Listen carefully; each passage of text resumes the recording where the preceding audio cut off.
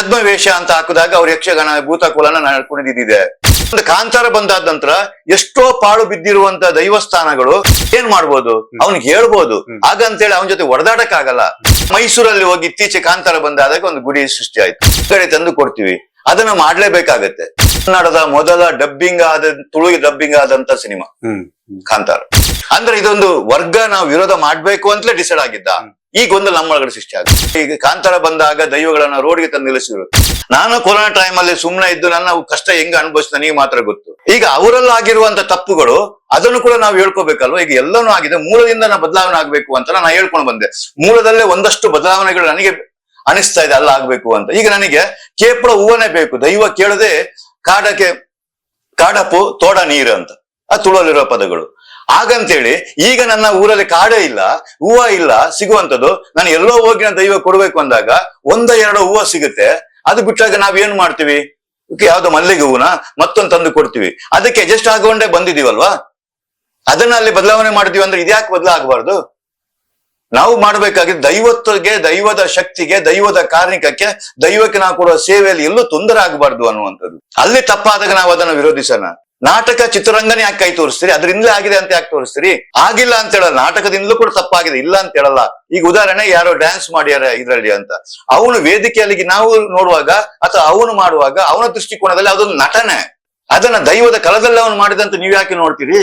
ಅವನು ನೃತ್ಯ ಮಾಡಿರ್ತಾನೆ. ಯಾಕಂತಂದ್ರೆ ಚಿಕ್ಕದಿರುವಾಗ ಎಷ್ಟೋ ಹಿರಿಯರ ಹತ್ರ ಕೇಳಿ, ಛದ್ಮವೇಷ ಅಂತ ಹಾಕಿದಾಗ ಅವ್ರ ಯಕ್ಷಗಾನ ಭೂತಕುಲನ ಕುಣಿದಿದೆ, ಯಕ್ಷಗಾನದ ರೂಪದಲ್ಲಿ ಕುಣಿದಿದೆ ಈ ತರ. ಯಾಕಂದ್ರೆ ಕೆಲವೊಂದು ಕಲೆಗಳು ನಮಗೆ ಇತಿಹಾಸನ ಸೃಷ್ಟಿ ಮಾಡುತ್ತೆ, ಕಥೆಯನ್ನ ಕೇಳಿಸ್ಕೊಂಡು ಬರುತ್ತೆ. ಉದಾಹರಣೆ ಕೋಟಿ ಚೆನ್ನೈಯರು ಅನ್ನೋದು ಒಂದು ಇದೆ. ಆ ಕೋಟಿ ಚೆನ್ನೈಯರನ್ನ ನಾನು ಬೆಳ್ತಂಗಡಿಯಲ್ಲಿ ಎಲ್ಲಾದ್ರೂ ನೋಡಕ್ಕಾಗತ್ತಾ? ಇಲ್ಲ.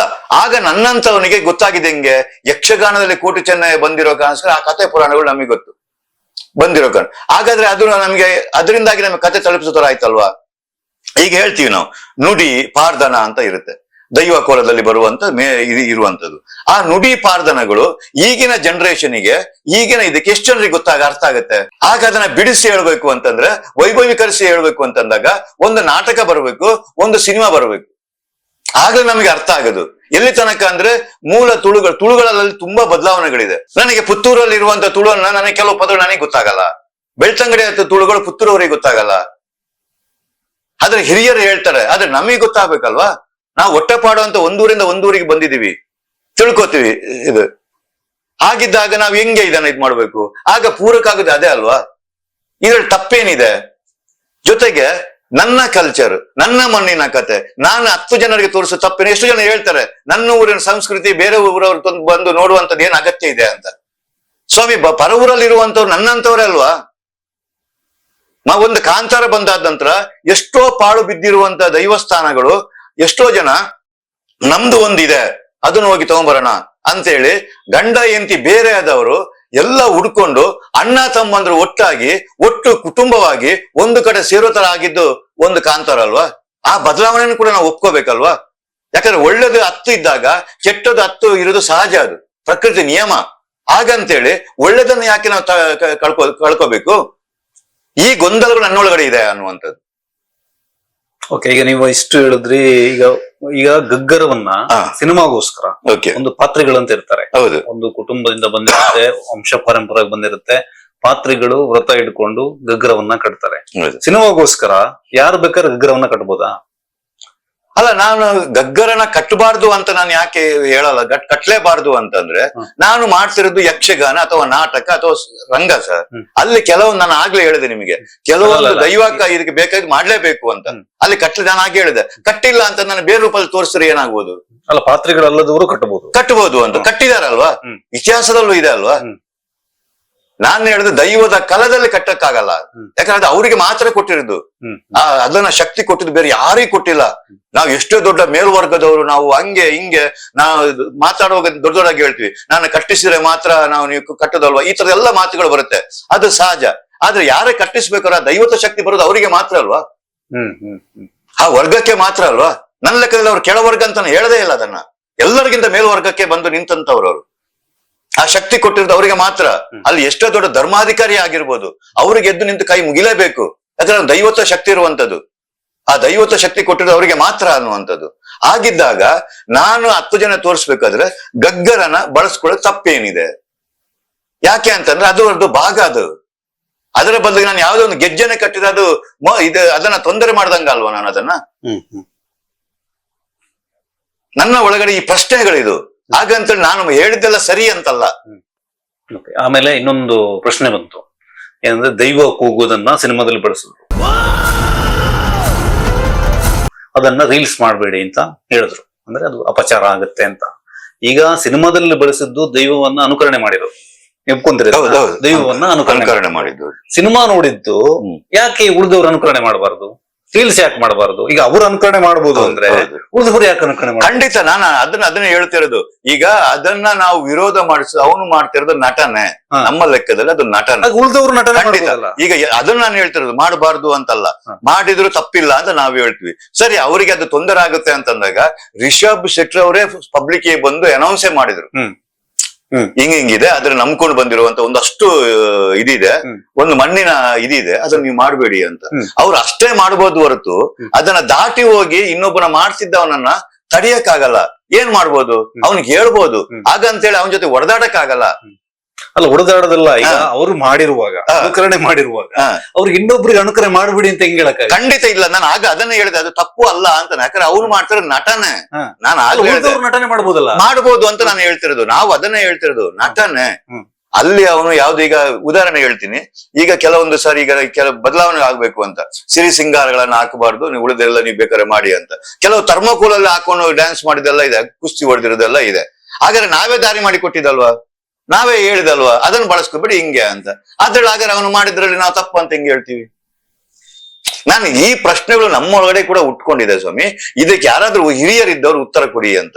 ಹಾಗಂತೇಳಿ ಮೊನ್ನೆ ಇತಿಹಾಸಗಾರರು ಅಥವಾ ಹಿರಿಯರು ತಿಳ್ಕೊಂಡವರು ಎಷ್ಟೋ ಜನ ಅದನ್ನ ಹೇಳ್ಕೊಂಡು ಬಂದ್ರು, ಪತ್ರಿಕೆಯಲ್ಲಿ ಹೇಳ್ಕೊಂಡು ಬಂದ್ರು, ಇದಿಲ್ಲ, ಇದು ನೀವು ನಾಟಕಾಚೆ ಮಾಡಬಹುದು, ಚಿತ್ರರಂಗ ಇದನ್ನು ಮಾಡಬಹುದು ಅಂತೇಳಿ ಒಂದಷ್ಟು ಇದು ಮಾಡ್ಕೊಂಡು ಬಂದ್ರು. ಹಾಗಂತೇಳಿ ಅವ್ರು ಹೇಳ್ದೆ ನಾನು ಒಪ್ಕೊಳ್ಳಬೇಕಲ್ವಾ? ಹಿರಿಯರು ಅದರ ಬಗ್ಗೆ ಇತಿಹಾಸನ ಇದ್ ಮಾಡಿದವರು, ಅದರ ಬಗ್ಗೆ ಸ್ಟಡಿ ಮಾಡಿದಂತವ್ರು, ಅದರ ಬಗ್ಗೆ ಅಧ್ಯಯನ ಮಾಡಿದವರು ಹೇಳ್ತಾರೆ ಈ ತರ. ಈಗ ಉದಾಹರಣೆ, ಅದರ ಬಗ್ಗೆ ತಿಳ್ಕೊಂಡಿರುವಂತ ಹಿರಿಯರು ಬಂದು ಇದೇ ಬೆಂಗಳೂರಲ್ಲಿ ತುಳುನಾಡ ವೈಭವ ಅಂತ ಮಾಡ್ಕೊಂಡು ಯಕ್ಷಗಾನದಲ್ಲಿ ಅವರು ಕೊರಗಜ್ಜನ ಪಾತ್ರನ ಮಾಡಿದ್ರು. ಅವರೇ ಮಾಡಿದ್ದಲ್ವಾ? ಆಗ ಅವರು ಮಾಡಿದಾಗ ಆಗಿತ್ತು, ಈಗ ಯಾಕೆ ಮಾಡಬಾರ್ದು? ಈಗ ಹೇಳ್ಬಾರ್ದು? ಈಗ ನಾವು ಹೇಳ್ಕೊಂಡು ಬರ್ತೀವಿ. ಇದು ದ್ವಂದ್ವ ವಾದ ಆಗುತ್ತೆ ಅಷ್ಟೇ, ಬಿಟ್ರೆ ಬೇರೆ ಏನಾಗಲ್ಲ. ಆಗ ಅವರು ತಪ್ಪು ಮಾಡಿದ್ರೆ ಅಂತ ಈಗ ತಪ್ಪು ಮಾಡ್ತೀರಿ ಅಂತ. ಹಾಗಾದ್ರೆ ನಾನು ಬಾಂಬೆಯಲ್ಲಿ ಹೋಗಿ ನೋಡಿದ್ರೆ ಕಾಂತಾರ ಆಗ್ಲಿ, ಒಂದು ಮದಿಪ್ಪ ಆಗ್ಲಿ, ಅಥವಾ ಒಂದು ನಾಟಕದಿಂದ ಬಂದಿದ್ದಲ್ಲ, 20 ವರ್ಷ ಹಿಂದೆ ದೈವದ ಗುಡಿಗಳೇ ಆಗಿದೆ. ಈಗಲೂ ಅಲ್ಲಿ ಕೋಲ ಆಗತ್ತೆ. ಅಲ್ಲಿ ಹೋಗಿ ಕಟ್ತಾ ಇರೋದು ನಾನಾಗ್ಲಿ ರಿಷಬ್ ಅವರಲ್ಲ, ಇಲ್ಲಿ ಹಾಗಾದ್ರೆ ಅವ್ರು ಯಾಕೆ ಅದನ್ನ ನಿಲ್ಸಕ್ಕಾಗಿಲ್ಲ? ಹಾಗಾದ್ರೆ ಎಲ್ಲಿ ಬದಲಾಗಬೇಕು? ಈ ಗೊಂದಲ ನಮ್ಮೊಳಗಡೆ ಇರುವಂತದ್ದು. ಈಗ ಮೈಸೂರಲ್ಲಿ ಹೋಗಿ ಇತ್ತೀಚೆ ಕಾಂತಾರ ಬಂದಾದಾಗ ಒಂದು ಗುಡಿ ಸೃಷ್ಟಿ ಆಯ್ತು, ಕೊರಗಜ್ಜನ ಗುಡಿ ಆಯ್ತು. ಅಲ್ಲಿ ಕಟ್ಟಿದವರು ಹೋಗಿ ಕಟ್ಟಿಕೊಂಡು ಬಂದ್ರು, ದೊಡ್ಡ ರೀತಿಯ ವ್ಯವಹಾರಗಳಾಯ್ತು. ನಾವು ಇದನ್ನು ಹೋಗಿ ಅವನಿಗೆ ಫೋನ್ ಮಾಡಿ, ನಾನೇ ಖುದ್ದಾಗಿ ಫೋನ್ ಮಾಡಿದೆ, ಯಾಕಪ್ಪ ಅಲ್ಲಿ ಹೋಗಿ ಕಟ್ಟದೆ, ಇದ್ರಲ್ಲ ಇದಲ್ಲ, ಘಟ್ಟದ ಮೇಲೆ ಹತ್ತಬಾರ್ದು, ಹಂಗೆ ಹಿಂಗೆ ಅಂತ ಒಂದು ದೈವ ಇದೆ ಅಂತ ನೀವುಗಳು ಹೇಳ್ಕೊಂಡು ಬರ್ತೀರಿ, ಯಾಕೆ? ಒಂದು ಪ್ರಶ್ನೆ ಕೇಳದ, ಆಗ ನನ್ನ ಹತ್ರ ಅದಕ್ಕೆ ಉತ್ತರ ಇರಲಿಲ್ಲ. ಏನು ಅಂತಂದ್ರೆ, ನನ್ನ ಹೊಟ್ಟೆಪಾಡು, ನಾನು ಕೊರೋನಾ ಟೈಮಲ್ಲಿ ಸುಮ್ಮನೆ ಇದ್ದು ನನ್ನ ಕಷ್ಟ ಹೆಂಗ ಅನುಭವಿಸ್ ನನಗೆ ಮಾತ್ರ ಗೊತ್ತು. ನಾನು ಕಟ್ಟಿದ್ರೆ ಯಾಕಿದನ್ನು ನೀವು ಕೇಳ್ತೀರಿ? ನೀವು ನನ್ನ ಜೀವನಕ್ಕೆ ಏನಾದ್ರು ಕೊಡ್ತೀರಾ? ಹಾಗಾದ್ರೆ ಅವನ ಲೆಕ್ಕದಲ್ಲಿ ಅದು ಒಂದು ಅವನಿಗೆ ವೃತ್ತಿನೇ ಹೌದಲ್ವಾ? ಹಾಗಾದ್ರೆ ವೃತ್ತಿ ಆಯ್ತು ಅಂತಂದಾಗ, ನನಗೆ ಅದೊಂದು ಕಲ್ಚರ್ ಅಂತ ಆದಾಗ, ನನಗೆ ಅದು ಜಾನಪದ ಕಲೆ ಆದಾಗ, ನಾವು ನಾಟಕ ರೂಪದಲ್ಲಿ ತೋರಿಸಬಾರ್ದು ಯಾಕೆ? ಸಿನಿಮಾ ರೂಪದಲ್ಲಿ ಯಾಕೆ ತೋರಿಸಬಾರ್ದು? ಈ ಗೊಂದಲ ನಮ್ಮೊಳಗಡೆ ಬರುತ್ತಲ್ವಾ? ನಾನು ಹೇಳುದು, ಇಲ್ಲಿ ಪ್ರಶ್ನೆಗಳಿದೆ, ಇದಕ್ಕೆ ಉತ್ತರ ಬೇಕು.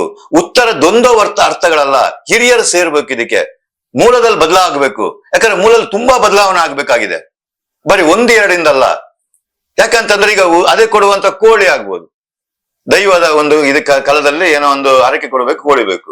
ಇವತ್ತು ಕೋಳಿ ಸಾಕು, ಯಾಕಂದ್ರೆ ನಾವು ಪರವೂರಲ್ಲಿ ಇರ್ತೀವಿ, ಅಲ್ಲಿ ಹೋಗ್ತೀವಿ, ದೈವದ ಟೈಮಲ್ಲಿ ಹೋಗ್ತೀವಿ, ಅಂಗಡಿ ತಂದು ಕೊಡ್ತೀವಿ, ಅದನ್ನ ಮಾಡ್ಲೇಬೇಕಾಗತ್ತೆ. ಹಾಗಂತೇಳಿ ನಾವು ಅದು ಇದ್ ಮಾಡಕ್ಕಾಗಲ್ಲ. ಎಲ್ಲಿ ತನಕ ಮಾಡಕ್ಕಾಗಲ್ಲ? ಅಡಿಗೆ ಮಾಡಕ್ಕೆ ಜನ ಇಲ್ಲ ಎಂಬ ಕಾರಣಕ್ಕೋಸ್ಕರ ನಾವು ಕ್ಯಾಟ್ರಿಂಗ್ ಅನ್ನು ಕರೆಸ್ಬಿಟ್ಟು ಮಾಡಿದಿದೆ, ಎಷ್ಟೋ ಕಡೆ ಇದೆ. ಹಾಗಾದ್ರೆ ಇದನ್ನ ತಪ್ಪು ಅಂತ ಹೆಂಗೆ ಹೇಳ್ತೀವಿ? ಹಾಗಾದ್ರೆ ಇದು ಯಾವ್ದು ಸರಿಯಾಗಬೇಕು, ಎಲ್ಲ ಆಗ್ಬೇಕು? ಹಾಗಂತೇಳಿ ಬರೀ ಒಂದು ನಾಟಕಕ್ಕೆ, ಚಿತ್ರರಂಗಕ್ಕೆ ಮಾತ್ರ ಯಾಕೆ ಕೈ ತೋರಿಸ್ತೀರಿ? ತಪ್ಪುಗಳು ತುಂಬಾ ಇದಲ್ಲ. ವಿಡಿಯೋಗಳು ಎಷ್ಟು ವಾಟ್ಸಪ್ ಅಲ್ಲಿ ತೆಗೆದ್ರೆ ಅಥವಾ ಫೇಸ್ಬುಕ್ ಅಲ್ಲಿ ತೆಗೆದ್ರೆ ಎಷ್ಟು ವಿಡಿಯೋಗಳಿದೆ. ಯಾರು ಹಾಕಿದವರು? ಯಾರು ಬೇರೆಯವರಲ್ಲ, ಅವ್ರುಗಳು ಹಾಕಿದಲ್ವಾ?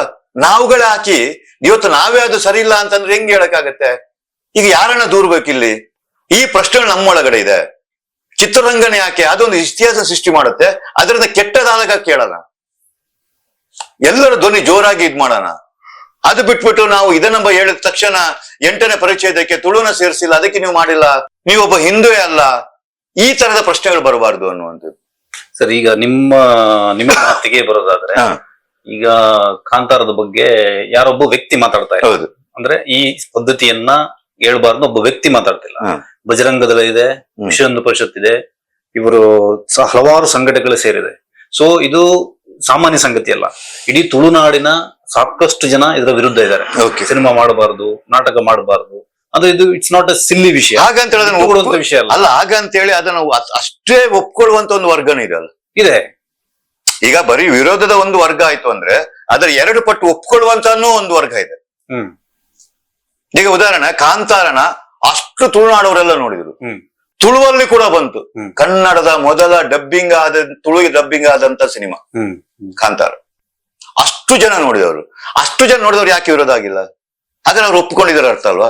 500 ಶೋ ಕೊಟ್ಟ ನಾಟಕ ಶಿವದೂತ ಗುಳಿಗೆ, ಅದನ್ನು ಒಪ್ಪಿದ್ದಾರೆ ಅಂದ್ರೆ ಜನ, ಆದ್ರೆ ಅವ್ರು ಒಪ್ಕೊಂಡಿದ್ದಾರೆ ಅಂತ ಅರ್ಥ ಅಲ್ವಾ? ಯಾಕೆ ಅಲ್ಲಿ ವಿರೋಧ ಮಾಡಿಲ್ಲ? ವಿರೋಧ ಒಬ್ಬೊಬ್ರು 10 ಜನ ವಿರೋಧ ಮಾಡಿದ್ರೆ ಅದು ಇಷ್ಟೊತ್ತು ನಿಲ್ತಿರ್ಲಿಲ್ವಾ? ಆದ್ರೆ ಏನ್ ಅವ್ರಿಗೆ ತಪ್ಪು ಕಂಡಂದು ಇವ್ರಿಗೆ ಮಾತ್ರ ಈಗ ಯಾಕೆ ಕಾಣ್ತು? 1 ವರ್ಷ ಆದ ನಂತರ ಕಾಂತಾರ ತಪ್ಪು ಹೆಂಗ್ ಕಾಣ್ತು? ಅಂದ್ರೆ ಇದೊಂದು ವರ್ಗ ನಾವು ವಿರೋಧ ಮಾಡ್ಬೇಕು ಅಂತಲೇ ಡಿಸೈಡ್ ಆಗಿದ್ದ. ಈಗ ಒಂದು ನಮ್ಮೊಳಗಡೆ ಸೃಷ್ಟಿ ಆಗುತ್ತೆ ಅಲ್ವಾ? ಇದರ ಹಿಂದೆ ಯಾರಿದ್ದಾರೆ ಅಂತ ನಿಮ್ಮ ಅಭಿಪ್ರಾಯ? ನಾನು ಅದೇ ಇರೋದು, ಇದರ ಹಿಂದೆ ಯಾರು ಬಂದಿದ್ದಾರೆ, ಅವರ ಲಾಭ ಏನು, ಅವ್ರು ಏನು ಲಾಭ ಮಾಡಕ್ಕೆ ಅಂತ ಹೊರಡ್ತಾ ಇದ್ದಾರೆ, ಇದನ್ನ ಎಲ್ಲಿ ಮುಟ್ಟಿಸ್ಬೇಕು ಅಂತಿದ್ದಾರೆ. ನನ್ನ ಪ್ರಕಾರದಲ್ಲಿ ಹೇಳ್ತೀವಿ ನಾವು, ಈಗ ಕಾಂತಾರ ಬಂದಾಗ ದೈವಗಳನ್ನ ರೋಡ್ಗೆ ತಂದು ನಿಲ್ಲಿಸಿದ್ರು. ರೋಡ್ಗೆ ಕಾಂತಾರ ಆಗ್ಲಿ, ಒಂದು ಮದಿಪ್ಪ ಆಗ್ಲಿ, ಒಂದು ಶಿವದೂತ ಗುಳಿಗೆ ನಿಲ್ಲಿಸಿಲ್ಲ, ಇವ್ರು ನಿಲ್ಲಿಸಕ್ ಹೊರಟಿದ್ದಾರೆ ಅನ್ನೋದು.